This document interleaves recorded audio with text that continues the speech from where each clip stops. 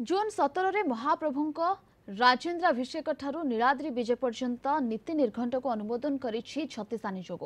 श्रृंखलित नीतिकांति सह महाप्रभुंक स्नान यात्रा और विश्व प्रसिद्ध घोष यात्रा किभली सुरुखुरुरे संपन्न हेब से नहीं छत्तीसा नियोग सेवायत सदस्यंक सहयोग लोड़िछि श्रीमंदिर प्रशासन। आसंता 22 तारिख में महाप्रभुंक पवित्र देवस्नान पूर्णिमा रे विशेष नीतिकांति थिबारु एहाको किभली श्रृंखलित भाव में परिचालित कराजिबो से नहीं विशेष गुरुत्व दिया जाइछि। स्नान पूर्णिमा दिन पहंडी समय भोर 4टा रु 6टा रही। तेबे यहाँ परे अन्यान्य नीतिकांति बढ़िबा परे दिन 2टारे छेरा पहरा 2:40 रे हाथी बेस 6:30 रु 9:30 मध्य साहाण मेला दर्शन रही।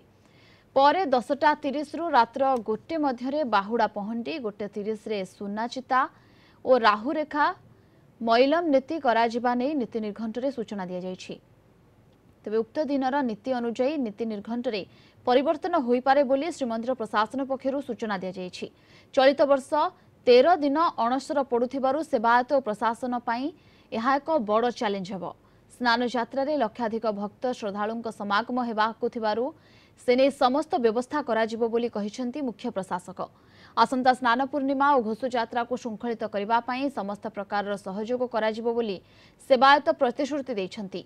शुक्रवार नीलाद्री भक्त निवास ठारे अनुष्ठित छत्तीसा नियोग बैठक में श्रीमंदिर मुख्य प्रशासक वीरविक्रम यादव अध्यक्षता करथिबा बेले एथिरे जिलापाल सिद्धार्थ शंकर स्वाई, एसपी पिनाक मिश्र, श्रीमंदिर प्रशासन वरिष्ठ अधिकारी, परिचालना कमिटी, सेवायत सदस्य और छत्तीसा नियोगर सेवायत सदस्य माने उपस्थित थिले।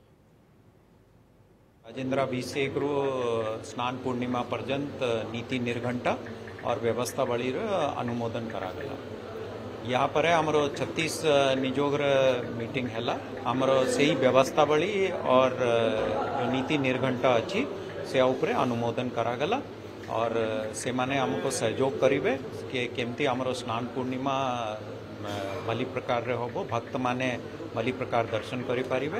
ये सबू रे हम 36 नियोग हमको पूरा साहाय्य करिवे। निश्चित भाव में स्नान यात्रा सुंदर भाव करा जिवो। जहाँ नीति निकट कराई से नीतिगंठ कलापर नेक्स्ट रे हमें पुणी रथ यात्रार नवजीवन जो समस्या अच्छे से जो नीति करते से परिवर्तन कराई जद्वारा जो टाइम गुरा से करते से टाइम गुराक पुणी परिवर्तन कर मेन जिनस हूँ आग दिन जगन्नाथ महाप्रभुंर बह अच्छी से कम न सरला पर्यंत ये कार्य हो पारनि जिते दूर पर्यंत से जिनस को प्रॉपर्ली करेंगे तापर ठाकुर नीति अच्छी लोक गले किसी असुविधा ना तो निश्चित भाव में अणसर समय प्रतिदिन को दर्शन करेंगे किसी असुविधा हम एवं मुख्यतः चारिद्वार जो खोल जाता भितर जो भक्त मैंने दर्शन करने जो भिड़ हो सुखलित भाव कर आगामी दिन कर व्यवस्था कराला।